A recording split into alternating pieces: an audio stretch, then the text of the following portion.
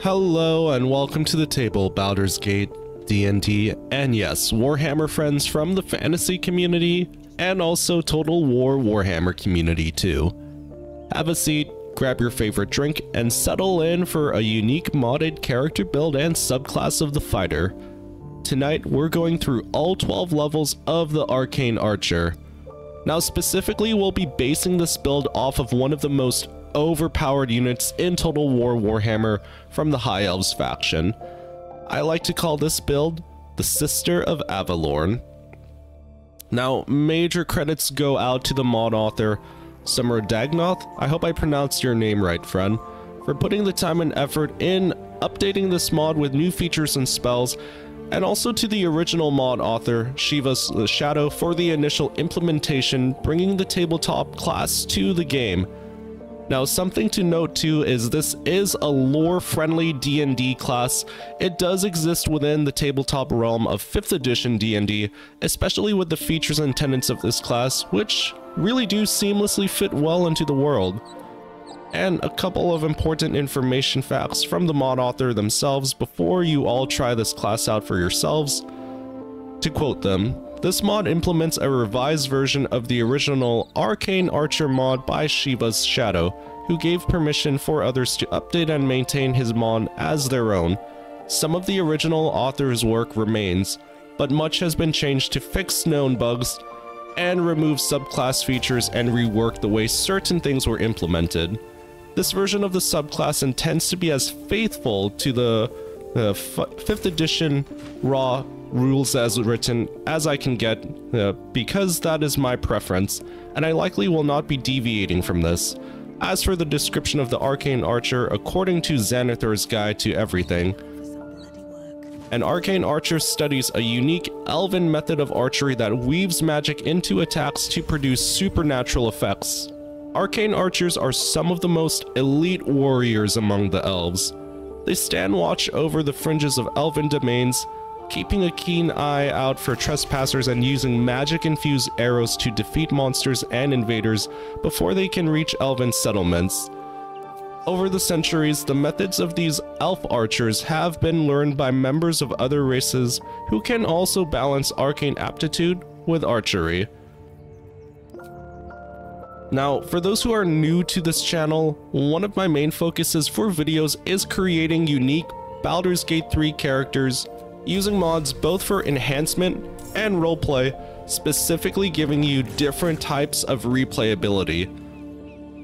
Now, if that's something you are really into, I would love to hear your personal favorite character builds in the comments below, and let's get a very in-depth discussion going on what characters you would specifically build yourselves with this class, what you would multi-class this with, or with a completely different character build requests that you would like to see me do.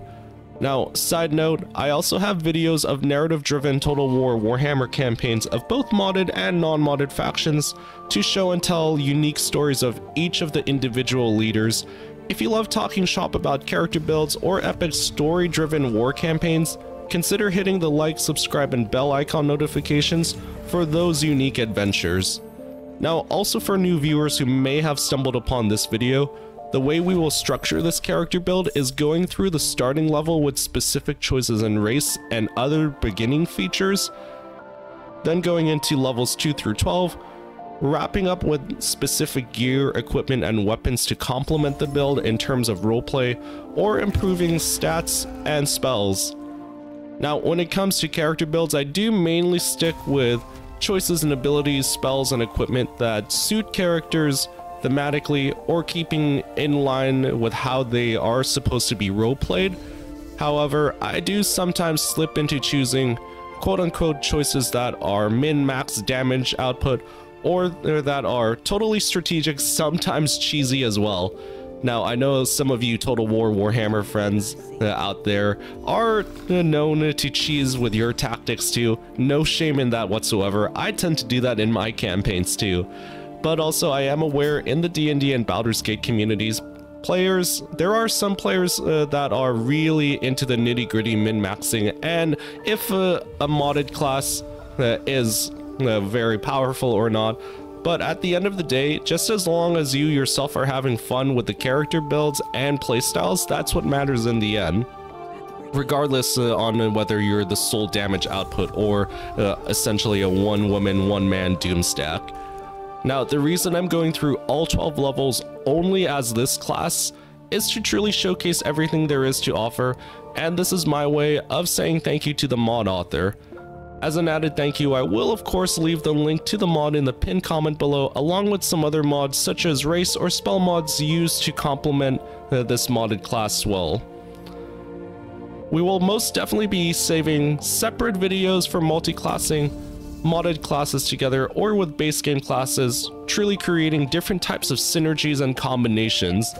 I'm already thinking about the different types of rogue, or also even combining this with other spellcaster modded classes too.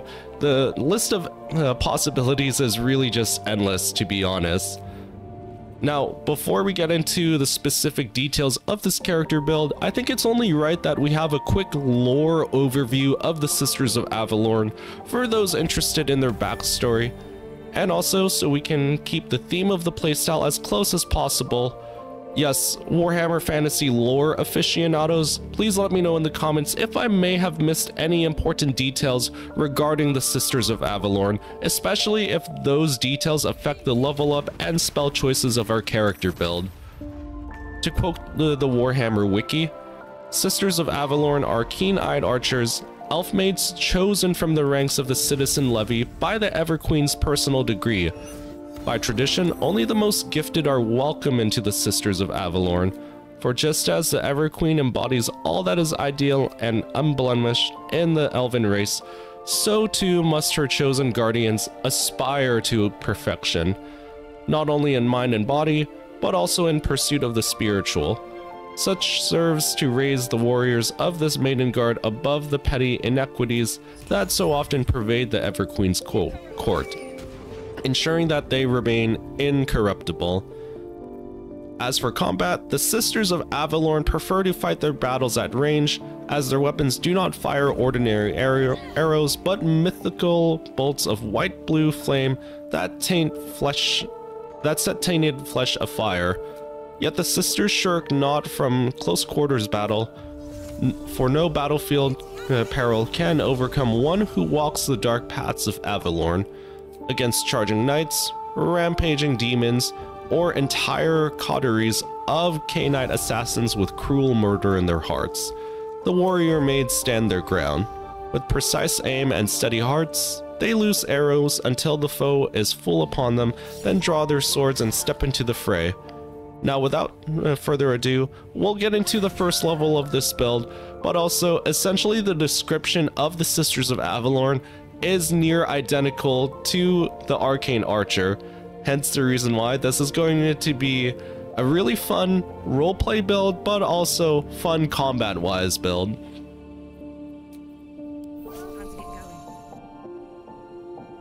At starting level, it only makes sense that the race you'll choose is a High Elf, which grants you the race features of Dark Vision, and also Fey Ancestry, saving throws against being charmed. With your class being the fighter at starting level, you don't get access to the specific Arcane Archer subclass until level 3, but to get us prepped, the fighting style we will choose is archery, gaining a +2 bonus to range weapon attacks. You can also decide to go with close quarter shooter, which is also added from a fighting style mod that I have. Ignore disadvantage from attacking with a ranged weapon within 1.5 meters. You also gain a +1 bonus to ranged weapon attacks, but at starting level, we're going to try to do our best to fight as far away as possible, so it's only right that we get the higher overall +2 bonus to ranged weapons attacks. For the deity, this is all just for roleplay purpose, but it's only right that we choose Selûne. Selûne is essentially the moon goddess, and also a goddess that would probably fit well with a Sister of Avelorn style character. For background roleplay purposes, you're going to choose soldier, as you are technically a soldier in the Everqueen's army, giving you skills of athletics and intimidation. However, when it comes to ability score modifiers, you're going to actually take points away from strength, as you're not going to be using too much melee combat, hopefully, and will instead be relying on ranged attacks, which rely more on dexterity. You'll try to get it up to the highest possible, ideally 17, with the help of assigning a bonus +2 to it.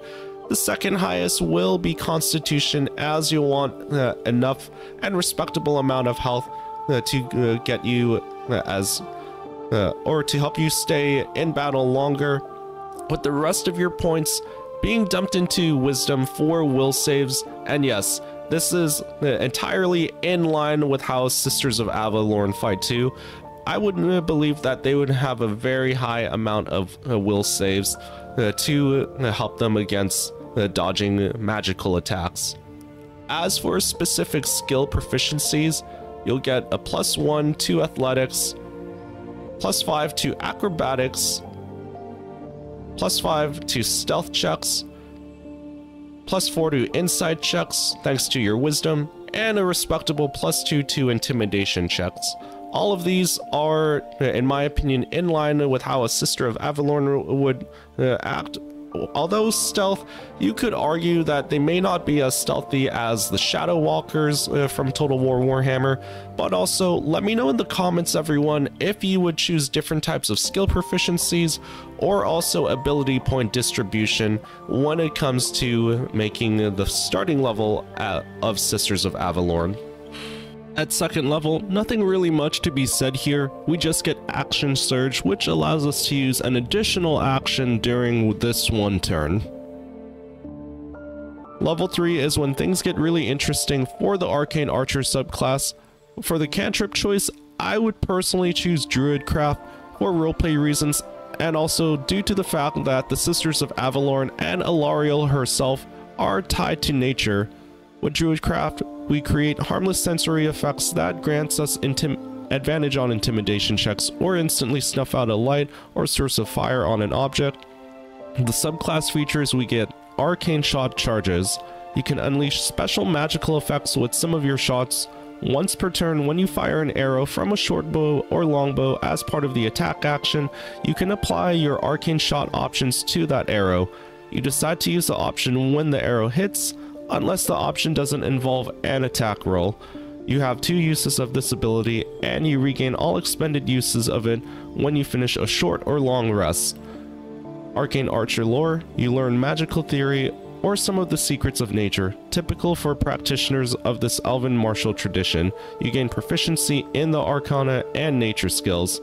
So with the Arcane Shot Charges, this is really powerful to use in combat. However, we do need to make sure that we manage the use of our arcane shots, and also make sure that we are able to replenish them on our short or long rests. Now, for the choices here, I would personally choose Grasping Arrow and Seeking Arrow, like I said before, for roleplay and also thematic purposes. The Sisters of Avelorn and Alariel herself rely on the power of nature, and also these 2 features and actions really fit well into their personal playstyle. With Grasping Arrow, the creature hit by the arrow takes an extra 2d6 poison damage, has its speed reduced by 3 meters, and it takes 2d6 slashing damage the first time on each turn it moves without teleporting.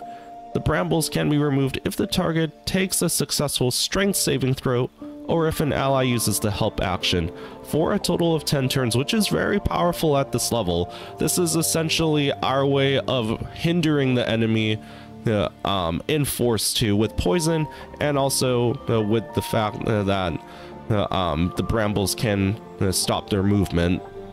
Seeking Arrow, this really is the bread and butter of the Arcane Archer and also of the Sisters of Avelorn. Their magical attacks in Total War Warhammer are very devastating, and also can seek out targets and are essentially homing missiles too. With 1d6 force damage, if the target is within the weapon's range and there is a path large enough for the arrow to travel to the target must make a dexterity saving throw. on a failed saving throw, it takes damage as if it were hit by the arrow, plus an extra 1d6 force of damage. So yes, the damage output and DPS, really, it's nothing to be questioned, even at this low level too.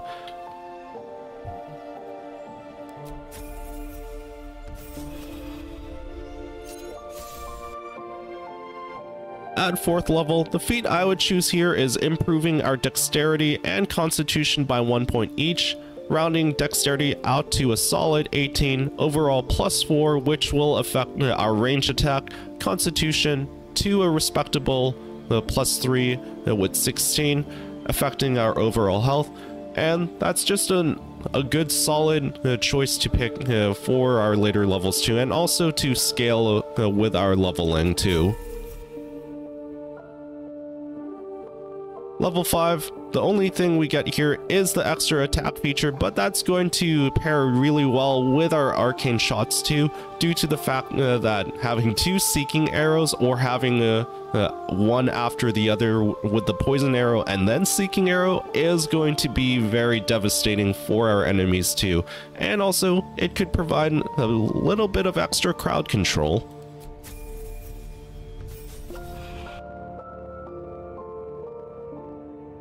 At level 6, the feat I would personally choose here would be Piercer, which is added from the feat's expanded mod.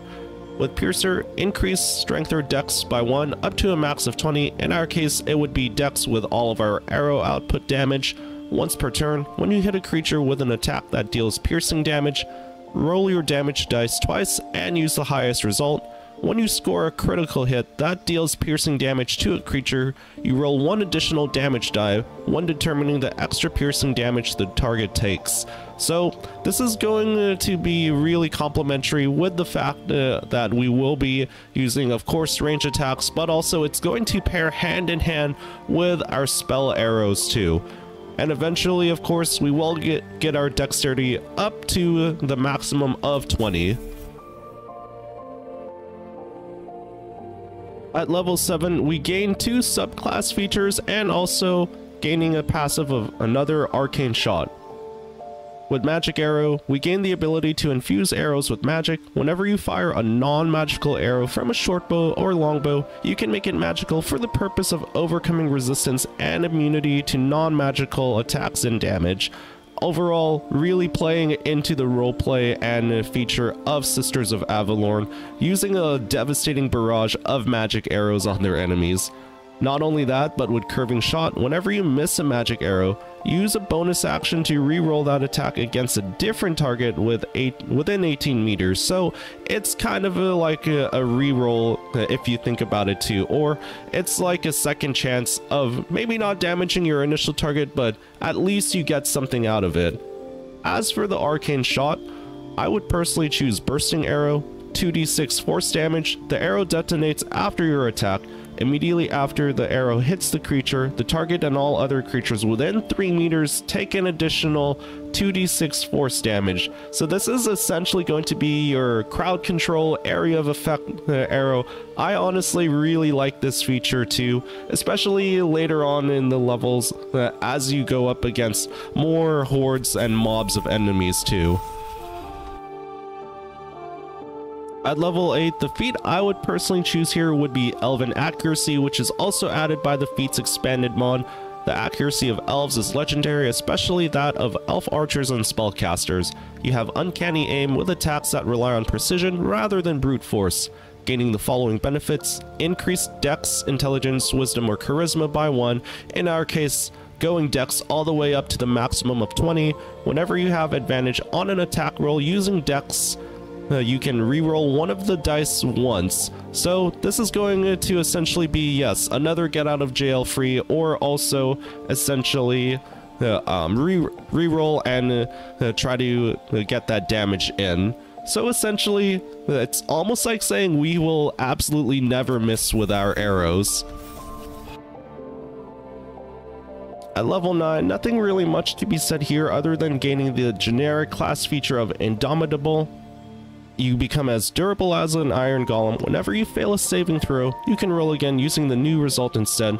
Overall, solid and a good show there, and also some extra health for us.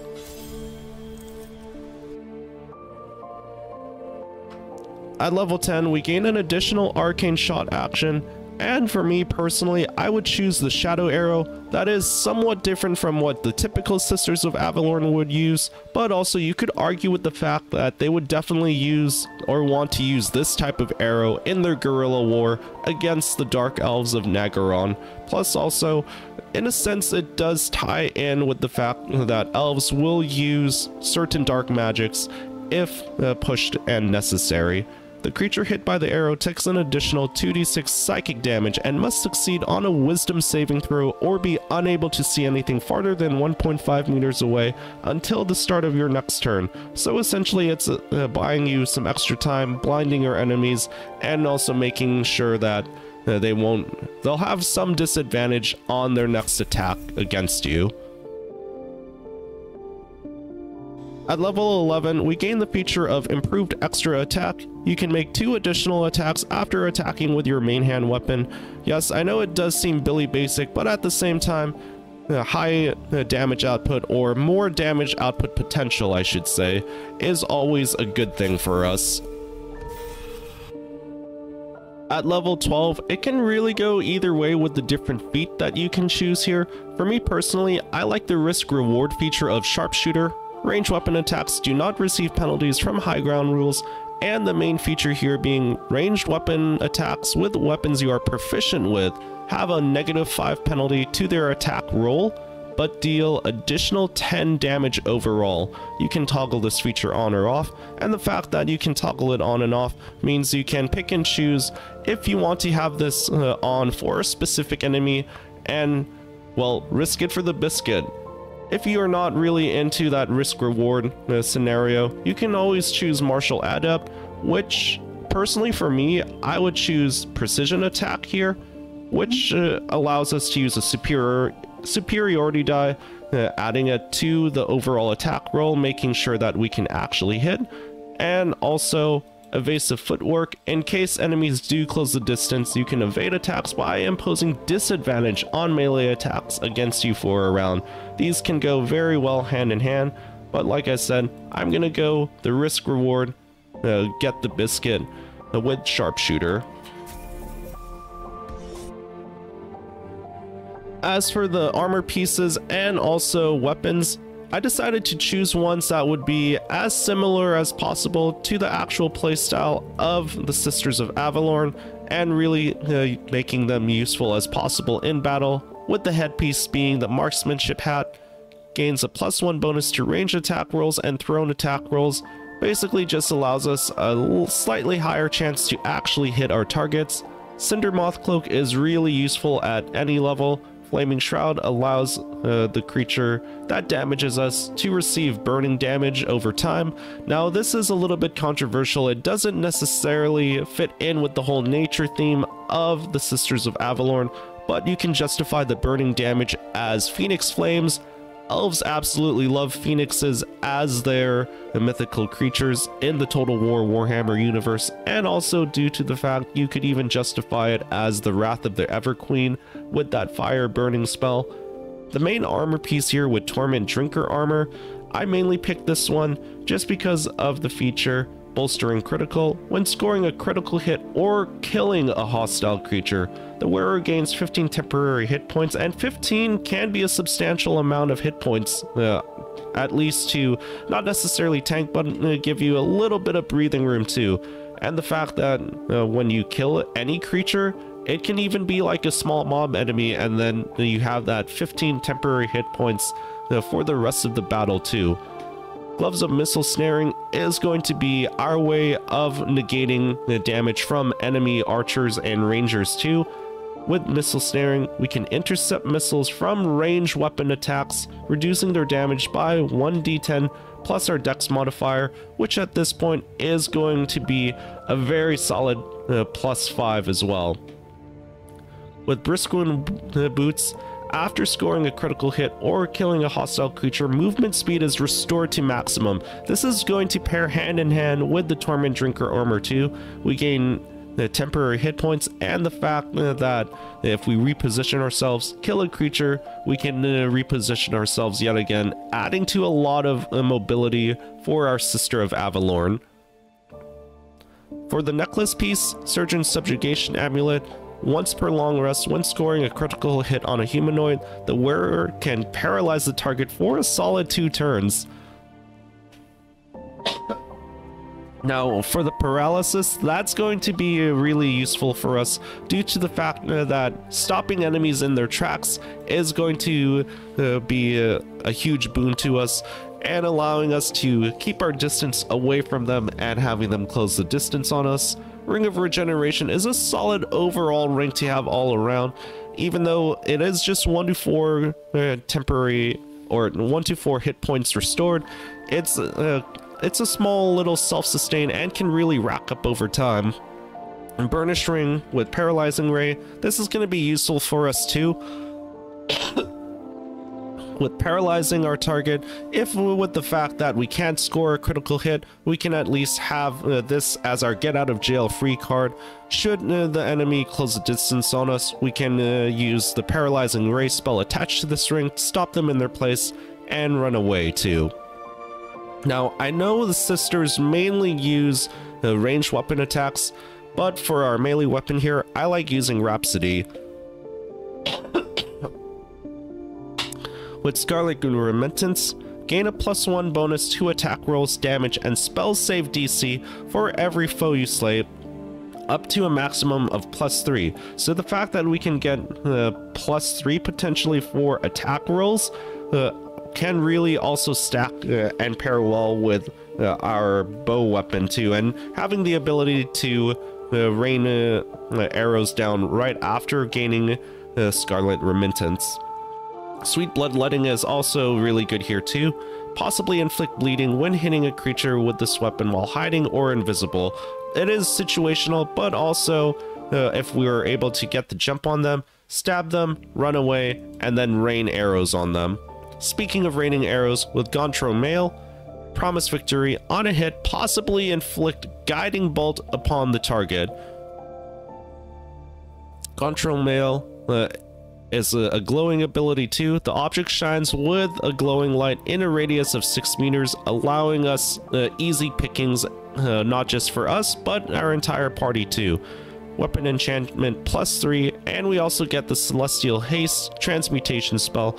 Gain hasten for 5 turns. Affected entity has a +2 bonus to armor class, advantage on dex saving throws, movement speed doubled, and it can take 1 additional action per turn, which that is a lot when it comes to action economy and being able to have multiple turns. Plus also with our dex maxed out, and also with the armor piece too, we get a solid 18 armor class overall too.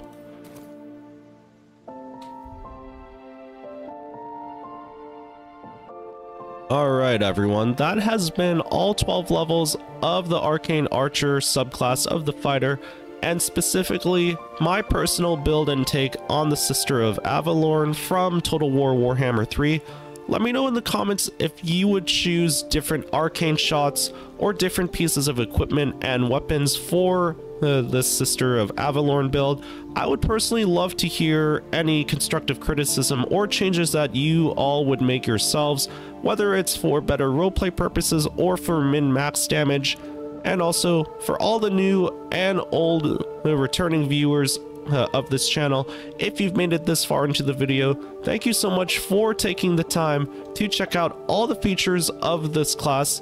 I do highly recommend it to give it a go for yourself. Be sure to say thank you to the mod author for bringing this class to life, and also to the new viewers. If you want to see more character builds or potentially Warhammer or campaign narrative driven stories, I'd love to have you join us on those adventures, friends. So remember to hit the like, subscribe, and bell icon notifications, and I'll save you a seat at the table for the next adventure. Take care and farewell.